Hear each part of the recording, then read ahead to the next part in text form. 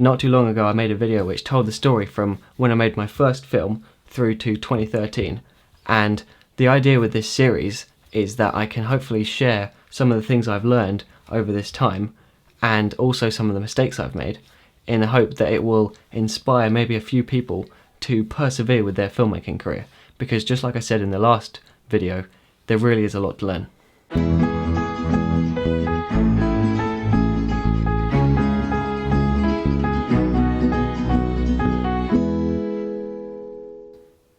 Hello, my name is Cade and this is DSLRguide. So firstly, I'd just like to say a massive thank you to everyone who watched the first part of this series, because I really honestly didn't think that you guys would be interested in this sort of video, but I was really amazed by all of the responses when I asked if anyone was interested in a part 2.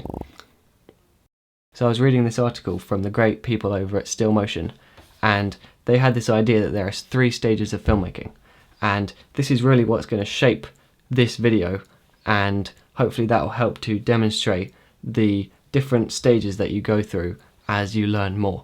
So the first stage is pretty much what I covered in the first part of this series, and that is called, they call it being a videographer, and that is where you pretty much just turn up and you film pointing the camera at whatever's happening, and there's not much craftsmanship happening. It's just very basic. I'm just here to get coverage of what's happening, and whether it's a short film and you're just following actors around, or whether it's a documentary and you're just filming absolutely everything that's happening, the important thing here is that you're not thinking about things like composition and lighting, and you're not thinking about the overall story. You're kind of just turning up and filming what's happening. These are all the common traits of a videographer, which tends to be where a lot of us start out. But this week we're looking at what it took to get from that first stage of being a videographer to the next stage. So to pick up where we left off, I got my first paid video job in 2013, making a promotional video for a community centre. So I interviewed the manager and came up with a little piece that pretty much did the job. But I'll be honest, the video was pretty boring, and I was pretty much just following exactly what the client wanted. So I'm still learning to compromise with clients so that we're both happy with the end result. And that job led on to a few others, in particular the annual carnival video that I made, which taught me loads about general event coverage and doing on-the-spot interviews. So looking back at that video, I'd really like to completely redo all of the colour correction and use completely different music. But the main thing I learned from that project was that you always have to make sure you set your audio levels right, because for all of those interviews I had set it far too high, so their voices were clipping, and it's extremely annoying, but I for sure know that I won't be doing that again. So in that way, it was a very useful experience. Now that summer I also spent a lot of time working on a short film, and if you've been following this channel for a while, then you'll probably remember the behind the scenes I did for that short film, and you'll probably also notice that I went very quiet about that afterwards. And I'm going to make a full video explaining what happened with that whole thing, but here's the shortened version. Essentially, there were so many problems with it that it just kept getting postponed further and further back, to the point where we basically had to cut our losses, and what's going to happen now is it's basically going to become just a trailer for a film that is never going to be made. So I still have something to show for it, but it won't be a full film.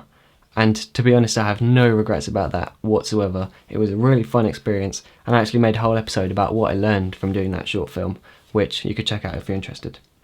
So that year I also shot a wedding video, and again I made a whole video talking about what I learned from that experience.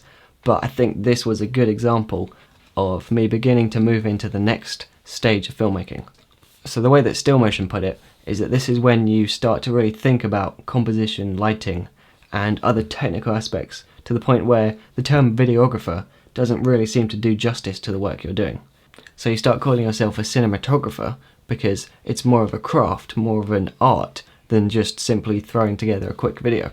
But now when I look back at that video, I see that there really is nothing to make it stand out from any other wedding video. And I would really like to be able to go back and make the time to give them lavalier microphones so that the audio quality could be better.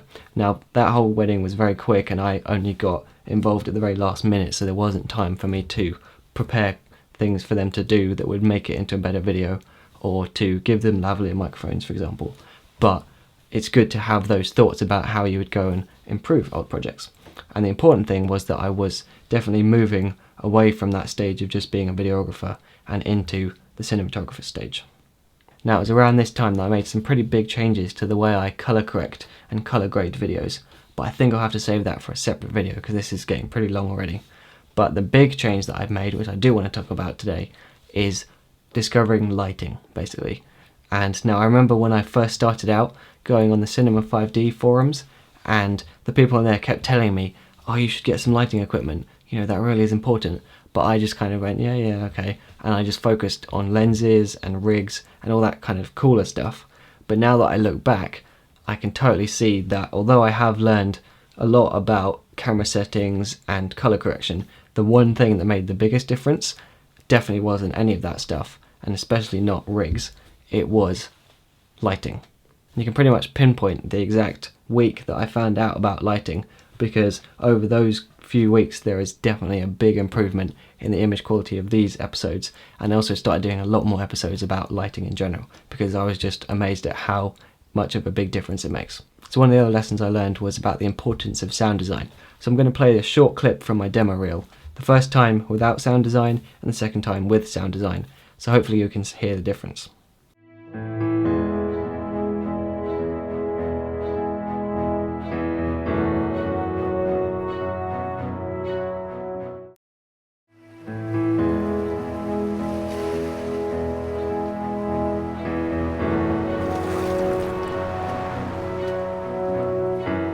So what I found out is that I think if you're just going to have music as your only sound, then you need to have a very good reason for doing that. Because I think 9 times out of 10, just adding footstep sound effects and clothing rustling and all those little subtle sounds, that really just helps to complete the shot. Because like I've said a few times in these videos before, your audience is going to be a lot more attuned to noticing sound issues than video issues.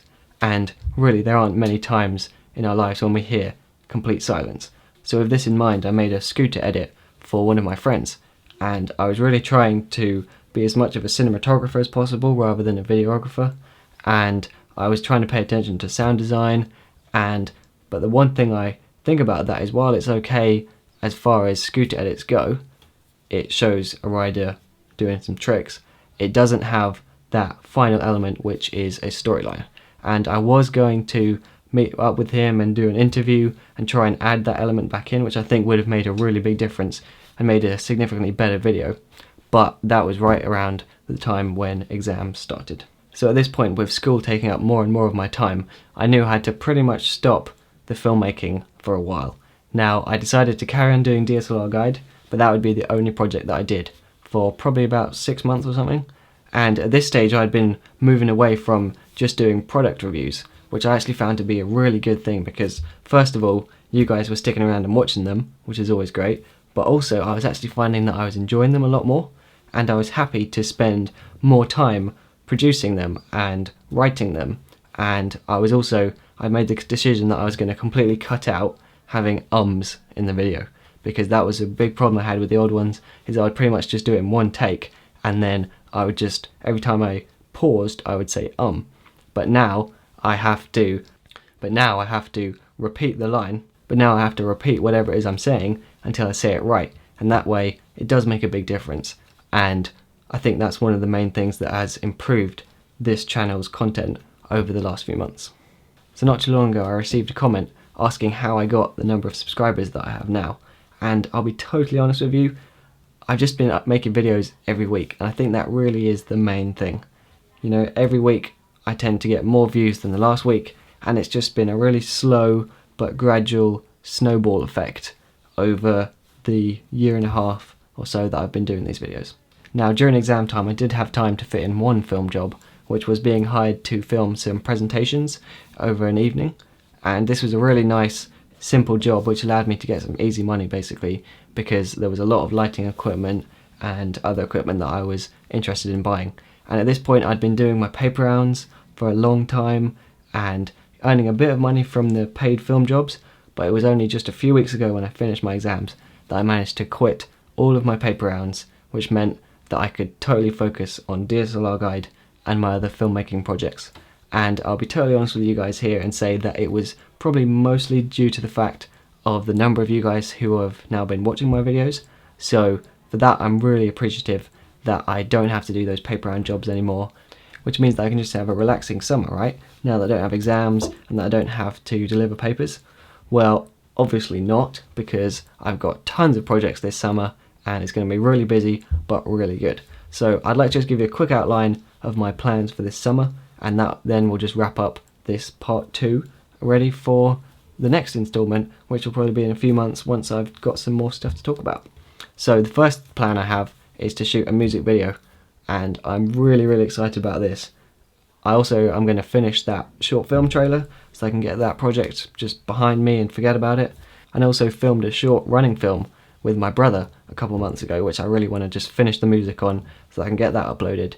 And all of these projects should have a DSLR guide episode or 2 explaining about them, so you can look forward to that. But I also have a few freelance projects to finish up, as well as, of course, carrying on with this weekly show, and I'd really like to get some extra episodes filmed so that I can have a little break before I go into 6th form next year. So over the last 6 months I haven't really been able to make films because of exams, but I've really been itching to begin that transition into the 3rd stage of filmmaking, which is the all-important feature that's been missing from all of my films so far, and that is a compelling storyline. And again, still motion have a really good way of thinking about this, that once you realise that there is more to a film than just the technical side, and you start putting those techniques you learned as a cinematographer to work in the context of a story, and then you realise that even the term cinematographer isn't really enough to encompass what you're doing. So this is the point that you start to call yourself a storyteller.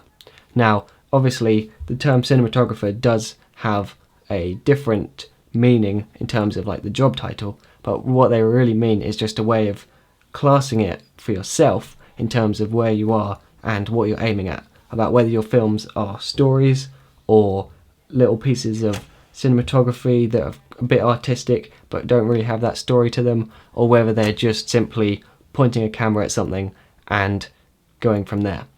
So I encourage you to look at the work that you've done and try and work out where you are on that scale, because you might have just started out, and that's totally fine, of course. You have to start somewhere, and I personally believe that with every film you make, you are climbing up that ladder, and it's really good to be able to look down at where you've come from, but also because that helps you to see where you're going to be in the future. You know, if you look at the improvement you've made in the past, then you can quite easily predict that you're only going to improve more as you carry on. So as usual, that's my main advice, the cliche thing that if you want to make films, guess what, you should just make films. And that really is the best way to practice. So look out for part 3. Like I said, it'll be probably in a few months when I've got some more stuff to talk about. But yeah, and if you'd like to know where to find all of these projects that I'm going to be doing over the summer, the music video and the trailer, as well as that short film about my brother, then feel free to check out youtube.com/CadeVisuals. That's where you'll find all of my personal projects, including some of the older ones, like that wedding with the rubbish audio and stuff like that. But yeah, so that's it for this week, and I'll see you next time.